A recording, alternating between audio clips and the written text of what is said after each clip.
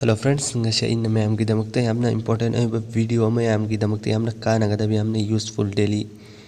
use gidamakta yamna kana gada video masa matang ay mayam gidamakta puraga laksari ay khakti use tawba si nabdu nungai te isu mayam de khangan jagena video si puraga laksam ne ay gi sinawsing friend mayam gidamakta hadi samna ubi fangane ay gi screen si display si da hojik sigi mathaki status sigi dengo love ahum aduga mingam ubi fangji sumana kana gum isinaw sum ming thamning batara ga dina hoisi aina hojik sautho an bani ko adum pixel han badum size tu sai mayam da haijage nang adum ai di sem mayam da ubi fang nang aina na fetang si di sem jamni sauna adu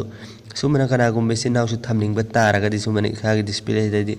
sumni sagi ming du hanning batara ga di kana gum bam na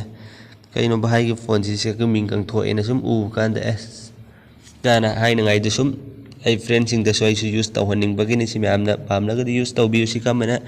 misagi ming si di ko thamning ba mi gi ming tham gani adu namakta han application masang faktani yam mb sawbo oiro adu mayam download taw mathau ta gani adu ga si di ko thamning ba mi du gi ming thambi bi ya gani basida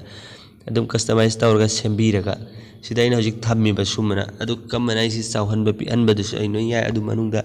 sanga hoji application do sanga taksa ge mayam da adu mayam na su pamaga de si lai use tawra ge engbiu nungai te adu mayam da share to view me sigi video si khangan view adu mayam ka sigi application ji kamani use tawra kamani sagi ming ji sida ubi han ba fangari haidun mayam adu dai video si how ahan badam yamne video sibo like to view aduga channel sibo subscribe to bidri bisinaw sing subscribe to view aduga bell na mo all the thambyu mayam adu video si haurasi ahan bad sigi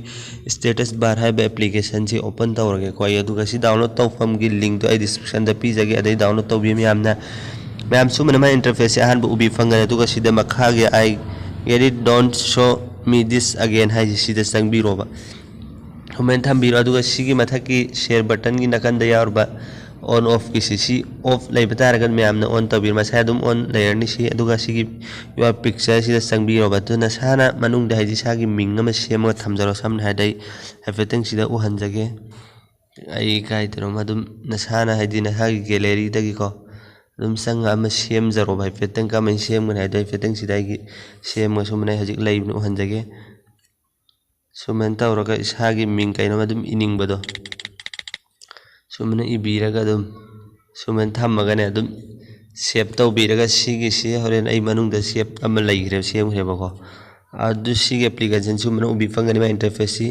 daily koi ming haji ke in thampham du ming semba thamba ya ba si numit ki daily ahum khakte pi ga ne ba si da daily keys 3 haji si da agar loi khip ta ga hona ahum mak no hakta da ahum mak try taw thop tara ga de top ming adu si di ko ne video masam tang enga ko dum sin ba ya ga ne ba adu si gi matung da si loira duga si da upload picture hai si mayam na si da click taw bi adu ga in si da i ge ba picture do ai si da dum samna si gi ming sai lawra ga ba ko si da